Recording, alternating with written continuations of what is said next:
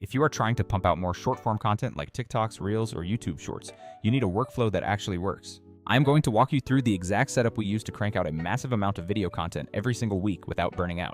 We will focus on short form specifically, so if you need a deep dive into my long form podcast gear, just tell me in the comments below. The secret sauce is batching your production days, which means we try to shoot an entire week's worth of content in just a few sittings. To pull this off, you need gear that is fast, reliable, and flexible enough to move with you. Let us start with this tripod because it is the backbone of any professional-looking setup. I am obsessed with a travel-friendly stick that doubles as a proper tripod, giving you selfie capability or full stability whenever you need it. The version we use extends tall enough for me, and the head even tilts so you can shoot down at your hands for demos or typing.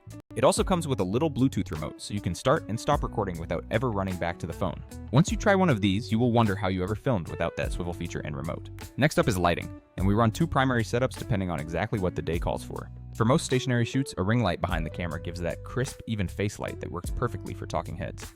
When we are traveling or moving around, I carry a tiny clip-on LED that attaches right to the phone. This little unit lines up with the camera hull, has multiple brightness settings, and fits right in your pocket. It is way cheaper than the higher-end lights, and for quick mobile shoots, it is honestly the sweet spot. I also keep a basic, simple phone stand on my desk for quick stories or last-minute shooting.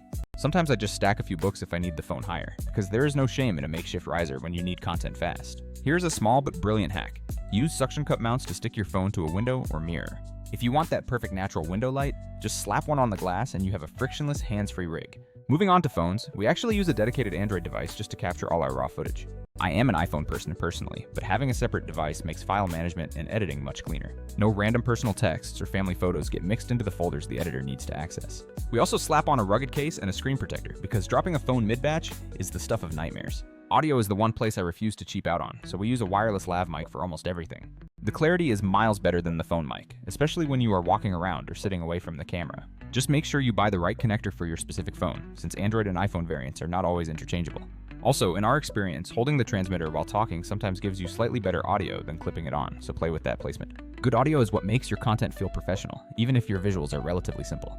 Okay, so now you have a massive stack of footage, but here's where most creators get completely stuck. The editing phase. If you are doing this manually by scrolling through hours of long-form footage to find 15-second moments, that is a huge time sink. We used to spend hours chopping clips and tweaking cuts, but that is where Vizard completely changed the game for us. Vizard is an AI-first tool that takes the chaos out of turning long, raw videos into short, viral clips. We feed it our long recordings, and it automatically finds the standout moments that are most likely to perform on social media.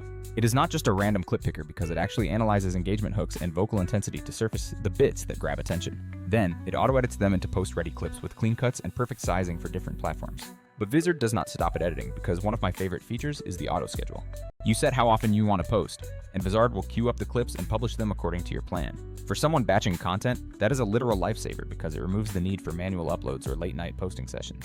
The content calendar is also super practical, letting you see what is scheduled across all platforms at once. You can tweak captions or timings to make sure you are not accidentally posting the same clip everywhere on the same day.